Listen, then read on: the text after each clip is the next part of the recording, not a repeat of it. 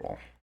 Clipado aí, mas vambora. E aí, gente? Bem-vindos a mais um vídeo onde o Ip vai dar uma introdução longa pra um assunto que talvez vocês nem liguem tanto. Há um tempo atrás, era comum nesse canal eu de vez em quando trazer um vídeo de alguma animação, apresentar um criador ou talvez ver uma animação já conhecida, só que com a minha interpretação. De repente, chegou uma época que eu parei de fazer isso, e todos os vídeos que tinham nesse canal aqui, nesse estilo, e lá no espantalho sumiram. E eu sei que vocês notaram. Toda hora eu recebo mensagem no Insta me perguntando onde é que foi parar o vídeo de Other Lily, aonde foi parar o vídeo de Missing Halloween, aonde foi parar o vídeo de I Heard It Too. E, bom, tem um motivo pra eu ter parado com esse tipo de vídeo e pros demais terem sumido: direitos autorais. Quando o criador lança uma obra na internet, ele tá sujeito a acontecer uma coisa: viralizar. E quando isso acontece... Meu Deus.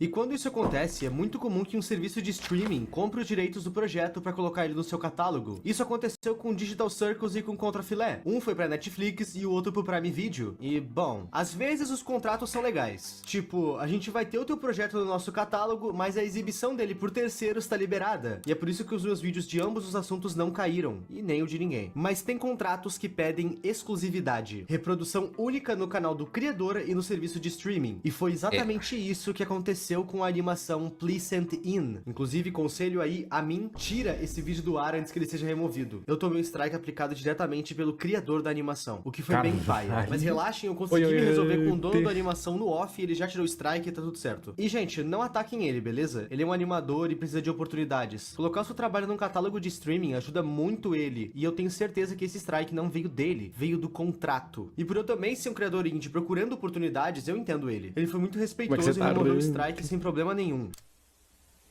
Sem tretas aqui, isso aqui é só um contexto. O motivo de eu ter tirado todos os outros vídeos de animação do canal foi por medo de levar mais strikes. Quando tu é um criador e tu trabalha com coisas de terceiros, tu tá sujeito a esse tipo de situação. Mas eu vim quebrar o meu medo hoje. Essa semana eu tava querendo trazer uma animação que vocês têm me recomendado bastante. Boa. E também o meu casca de bala Virilhas e Questões me recomendou ela. Eu tô falando, claro, de The Moon Wake Up. Deixando bem claro que essa animação é bem mais uma situação hipotética do que uma história com arcos e personagens. E o horário novo de live, né? Não. Essa semana aqui, né? Vamos só já era meu horário antigo de live já. E se deixar levar na ideia de que a Lua é um ser vivo e acordou. A Lua acordou, velho. Vamos ver que a Lua acordou. Meu Deus, vamos ver que a Lua acordou, mano.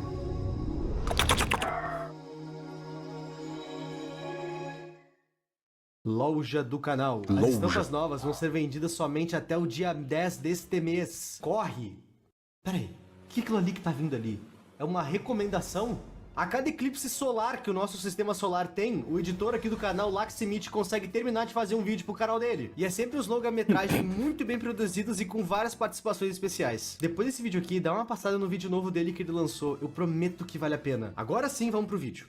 Mr. Friend. Me chama pro editor, velho. Lembra um pouco roupas de látex. Mr. Friend é um animador do YouTube que na verdade era mais voltado pro meio do TikTok. Tá ligado aqueles vídeos em animação de terror virais? Eu sumi o dia inteiro, mano, acabei cochilando. Shorts do YouTube. Tinha que ter aproveitado meu último dia de folga, né, velho? Semana é focado nisso. Se tu dá uma breve olhada nos trabalhos dele, tu vai ver que ele realmente domina o que ele faz. Mas ele realmente não tá visando hitar com um grande projeto. Ele hita em todos. Só que pra lançar tantos projetos um atrás do outro, ele precisa sacrificar a parte do arco, da lore, dos personagens, e eu não vejo isso como um problema. Afinal, não é esse o foco dele. À primeira vista, os trabalhos do Mr. Friend lembraram muito um canal chamado Chá.momili, ou Chamomili. E eu sei que vocês comentaram um tempo atrás a rodo pra eu fazer um vídeo sobre esse canal, e eu juro, eu tentei. Vocês não têm noção de como eu tentei, mas eu simplesmente não conseguia fazer um vídeo sobre. Fazer um vídeo sobre um tema abstrato é difícil, simplesmente porque se a coisa é muito curta ou muito óbvia, meio que não tem sentido eu fazer um vídeo sobre um tema que eu não vou acrescentar em nada, sabe? Fazer um vídeo pra apenas falar o que tá na tela não faz sentido, a meu ver. Por isso esse vídeo do Chamomile nunca aconteceu. Mas quem sabe um dia. Olhando a construção do primeiro vídeo, dá pra notar claramente que isso aqui não foi planejado pra ser uma série. Essa aqui era pra ser só uma animação viral bem parecida com as demais que tem no canal. Mas, sem querer, a gente achou ouro, meus amigos. E o primeiro episódio já deixa a gente bem situado do quão descrente da realidade a gente precisa estar pra aproveitar esse projeto. O episódio 1, a lua acordou. Eu já vi histórias que retratam uma realidade onde a humanidade descobriu que a lua é um ser vivo. Desde HP Lovecraft até mesmo Zelda. E é engraçado que colocar um rosto bizarro na lua já deixa a parada assustadora, por mais não assustador que isso possa soar. E é exatamente isso que acontece nessa história. Pensa na seguinte situação. Tu é um astronauta a bordo da tua nave numa missão. E enquanto em órbita, tu enxerga a luz, o espaço iluminado pelo sol. Olha, Muito bonito, muito bonito. Ai, senti teu... Ih! Até que de repente tu e o teu parceiro a bordo notam uma coisa estranha. A lua se move de forma anormal. E não só isso, ela tem o que parece ser olhos e uma boca. Ok, a lua o tempo inteiro então era uma criatura disfarçada de satélite natural. Os dois astronautas estão... Mas diferente do esperado, a lua, apesar de ter visto os dois, ela apenas ignora eles e passa reto pela nave, que, curiosamente, é a Apollo 11. Ou seja, esses dois estavam indo pisar na lua pela primeira vez. Ou pode ser que seja um voo de rotina. Você já vai entender o porquê essa suposição. E antes que perguntem, sim, essa animação se passa em 1969. 69. Nice. Com o movimento da lua, deslocamento no espaço, o pessoal campo assiste, gravitacional, sei lá. Eu não sei explicar exatamente o que aconteceu. Eu só sei que esse movimento brusco que a lua fez com que a nave dos astronautas colapsasse, num nível que ambos os astronautas foram ejetados à deriva.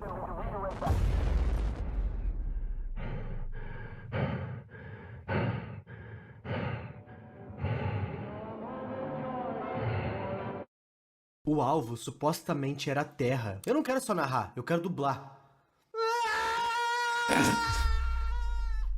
A lua de fato acordou. Isso não é um devaneio. E olhando para o horizonte da Via Láctea, nós vemos que mais planetas estão vivos. E ok, curioso. Vamos ver o que mais essa série nos aguarda. No segundo episódio dessa série, a gente começa o episódio nos olhos de um civil. Nova York. Um mês antes do homem pisar na lua. Ou seja, a lua ainda não acordou. Nessa parte do vídeo a gente vai ver o famoso louco do centro em ação de novo. Tem um cara meio que dando uma palestra sobre os sinais. O governo acha que somos estúpidos. Eles fingem que nada tá acontecendo. Mas não, já chega. Chega de mentiras. Sinceramente, eu não entendi o que essa cena tem a ver com a ameaça da série, que é uma lua viva. Pode ser um cara profetizando, ou talvez algum religioso? Talvez. Mas eu acho que essa cena foi colocada aí única e exclusivamente pra mostrar um easter egg. Ou tu vai me dizer que tu não notou que o cara que tá profetizando tudo ali é o próprio Mr. Friend, o dono do canal. Não, Ip, ninguém notou. Depois dessa cena ser muito nexo, a gente vai pra outro POV. Estamos em Surrey, no Reino Unido. Reino Unido? Nesse momento do vídeo que a gente tá, falta apenas 5 dias para o lançamento da Apollo 11. Agora vamos falar um pouco da missão em si. A missão Apollo 11, como muita gente sabe, foi a missão que tinha o objetivo de levar o homem pra Lua. E ela foi bem sucedida. Neil Armstrong foi o comandante dessa missão, e quase sempre tudo dessa missão é atribuído a ele. Mas ele não foi sozinho. Mas 2 astronautas estiveram na Lua junto. São eles Buzz Aldrin e Michael Collins. Pois bem, na vida real, dias antes deles embarcarem na missão Apollo 11, Michael Collins esteve no Reino Unido na intenção de divulgar a missão e participar de algumas palestras e reuniões com o governo de lá. Eu dei todo esse contexto só pra conseguir explicar que a gente tá na visão nessa parte do Michael Collins, um dos caras que tava na nave. Enfim, amigos, lembra que o louco do centro do vídeo disse que os sinais estavam por aí? Pois bem, Michael Collins vai ver um desses sinais agora. Ó, presta atenção. Imagina que você, literalmente você que tá vendo o vídeo agora, tá pra embarcar pra Lua. Eu ficaria um pouco paranoico, com medo. Isso é natural. Eu não sei acho se que o nosso embarcaria amigo pra Michael Lua, velho. Collins estava do mesmo jeito. Tanto que ele começou a ter alucinações quando foi falar com seu filho. Michael, I have to tell you one more time.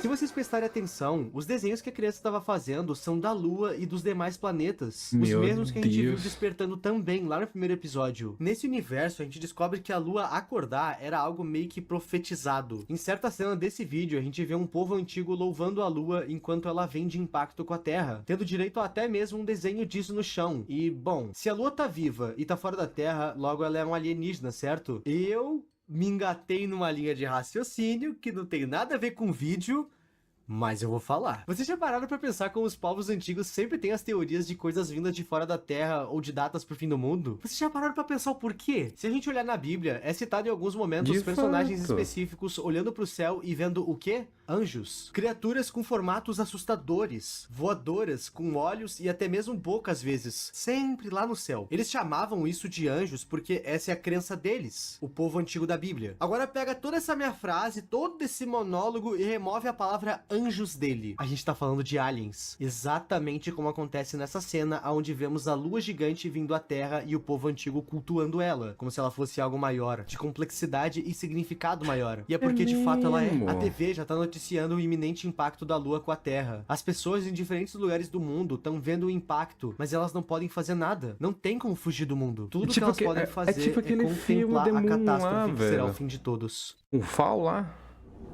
Que a Terra vai ser atingida pela Lua, não tem o que fazer, tá ligado?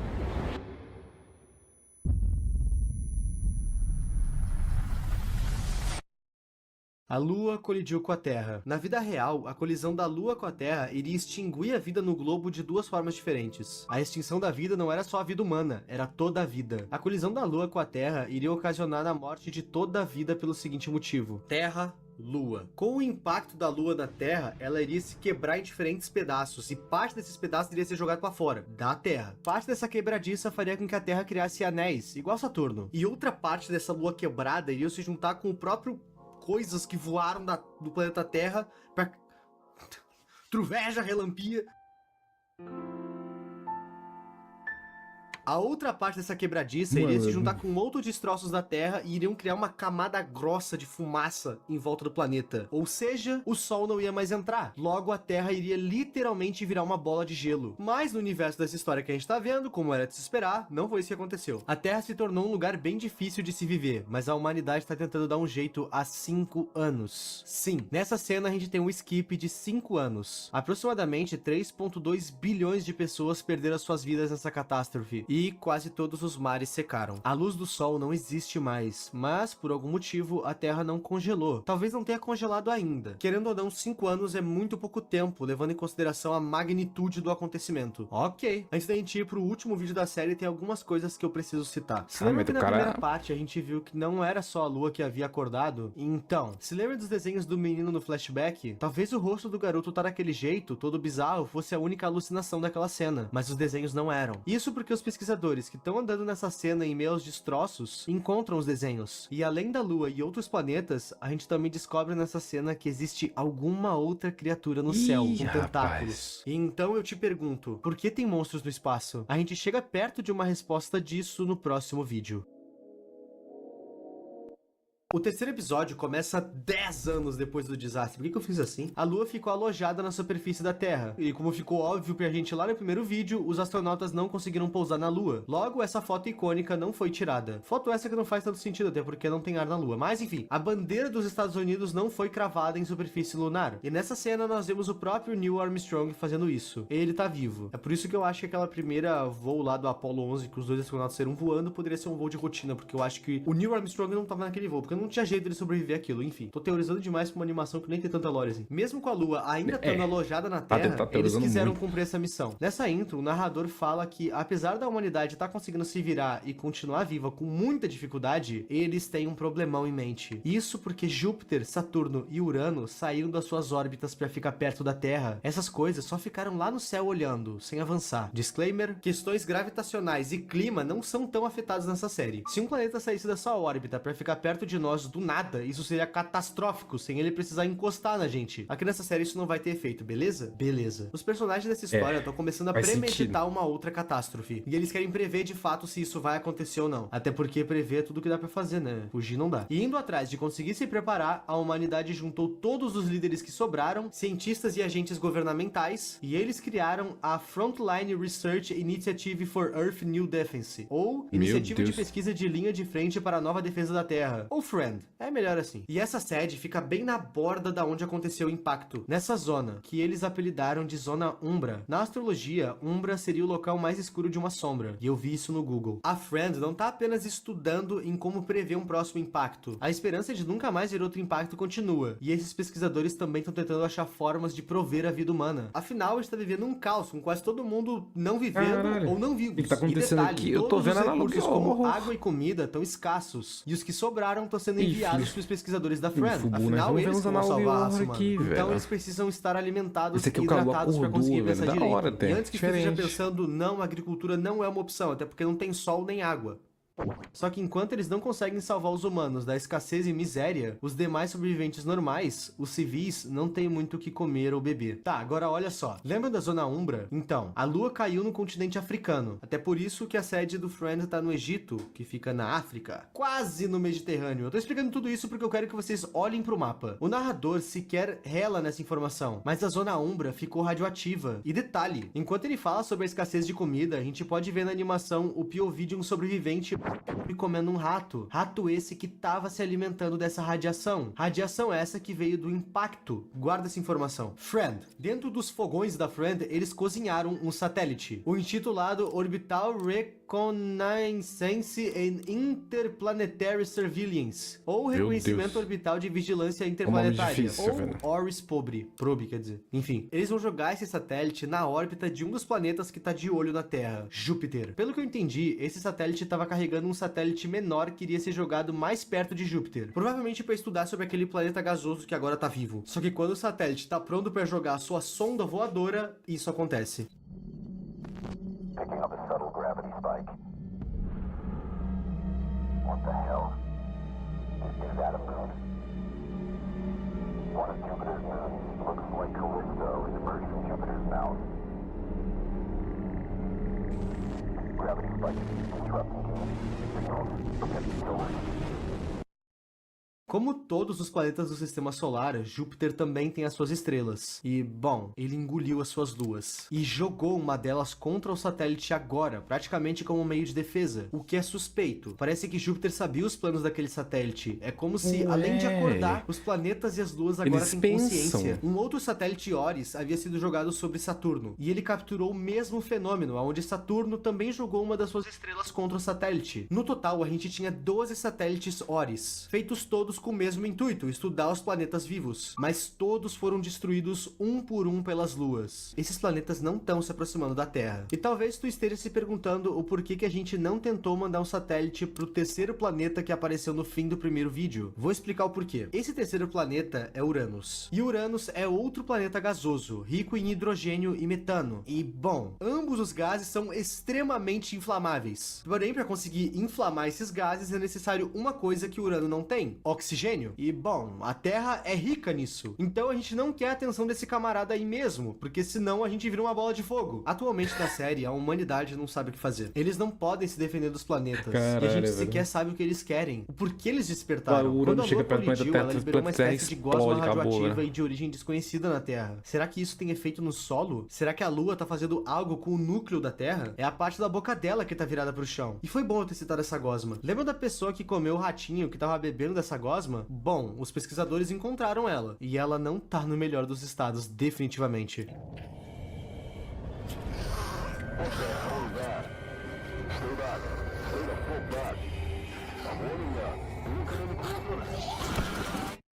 Os impactos da Lua na Terra vão bem além do sísmico. Na área quarentenada, exatamente onde a Lua bateu, algo se esconde. E essa coisa certamente é hostil.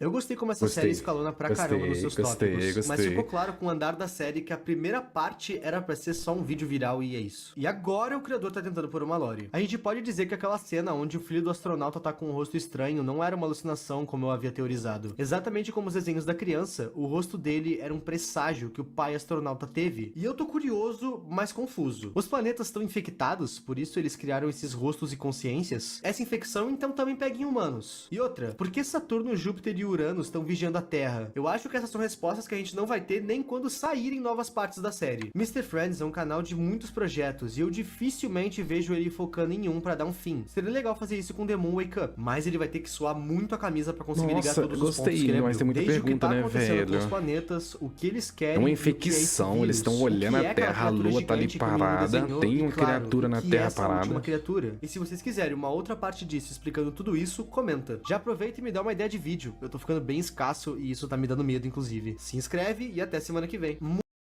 Ideia de vídeo, mano, faz. Buruga Xandana, um Garagachai. Essa ideia, velho, de analogue horror. Eu não acompanho os canais que fazem analogue horror, eu só fico nos caras que fazem os react, velho.